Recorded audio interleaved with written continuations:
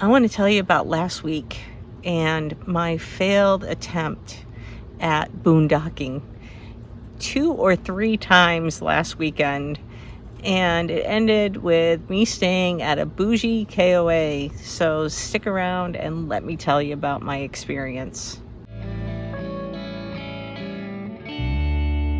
So hi, welcome back. I'm Michelle. This is Miles to Myself.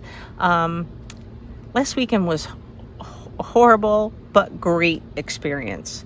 Great because I learned a lot, and but it was horrible because I had to go through it. So the first thing that happened was I was recommended to go to Jenner, California, to a place called Dillon Beach.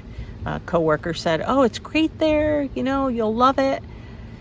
So I drove, I forget, it was maybe 2 or 3 hours, and I got to Dillon Beach, and it was so crowded, and everybody had a dog. So my dog is very reactive when he sees other dogs, if he's already hyped up, and he had been in the car for a while. So just seeing other dogs, he started barking, and I knew that was not going to be a good place for us to stay because I wanted to be calm and peaceful. So that was not going to be calm and peaceful for me. We hiked out of there quick, and immediately I started looking for a place to stay, and the first site I came upon said it was free, but it was right up the road, and it was just on the side of a road. So that was not going to work. I didn't just want to stay on the side of a road. I wanted something majestic, like you see in all the Vanlife videos, parked in front of a mountain or something. Well, not on the side of the road. So I left there, and I had a second spot that was supposed to be, kind of on a back road, and I did travel the dirt road for quite a long time. I had the coordinates, plugged them into my GPS, and it just wasn't there. I don't know if I missed it, probably, but it kept going on, and then it said you've arrived or whatever, and there was nothing. There was no pull-offs. I kept looking for pull-offs and flat spots, and there was nothing. So now it's like 7 o'clock at night. I just want to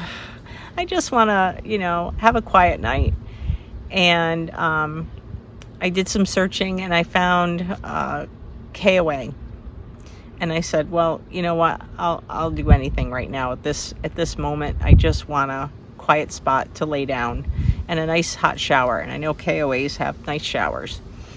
So here I go.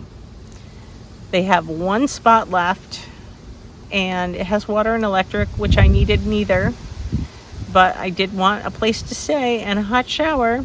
So I paid the exorbitant fee of $120 to stay at this bougie KOA.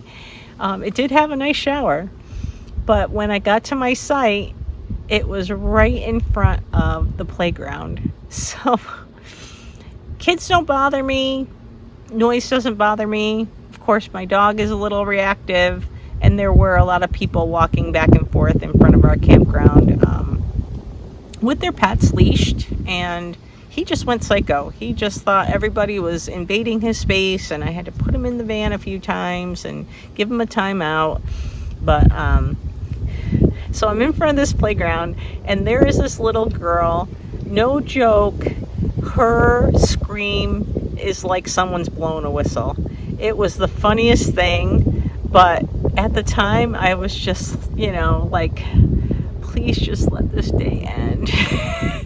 So we called it an early night, and got to bed. Next day, I had a bright and early attitude of, I'm going to get a shower, I'm going to find the next place to stay, it's going to be a lot better. And I also that night had downloaded a new app called The Dirt. So that's supposed to have a lot of campsites and free sites and whatnot. So comment below if you use The Dirt or if you prefer iOverlander. I have iOverlander, the free version, not the paid version, and I kind of was going back and forth between the two. So let me know what you think. And anyhow, I downloaded that and I found the Stillwater Cove campsite. And when I got there, it said it was full. And I was just like, not again already this morning. So I drove in anyway, and the camp host came and greeted me, and they had one spot left. It was an ADA accessible spot, which was fine with me. It also had electric I didn't need, which was fine. And it was, a paid site, not $120. I think it was $50. So it was a beautiful, peaceful spot. And having that short hike to the beach, just a blessing. There was one dog there besides mine, so no reactivity. I got to try out my new Coleman camp stove that I had just bought a couple days before. It was just so relaxing and peaceful. But to get there, I mean, come on. It just was quite an experience.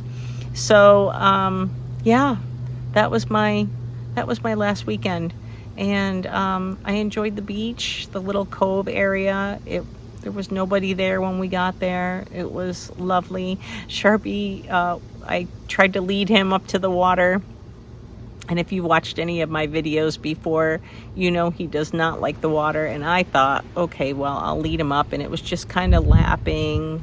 And he was having none of it. As soon as the water got close, he scooted his little butt right out of there. But yeah, it ended up being a good stay, a good couple of days. And if you've used apps like that, or you have a preference, or if you have areas that you can recommend that I go to while I'm in Napa, California, so I can get away for the weekend when it's, my days off on Sunday, Monday, Tuesday, please comment below. I would love to hear about, your feedback on the dirt or iOverlander and some campsites.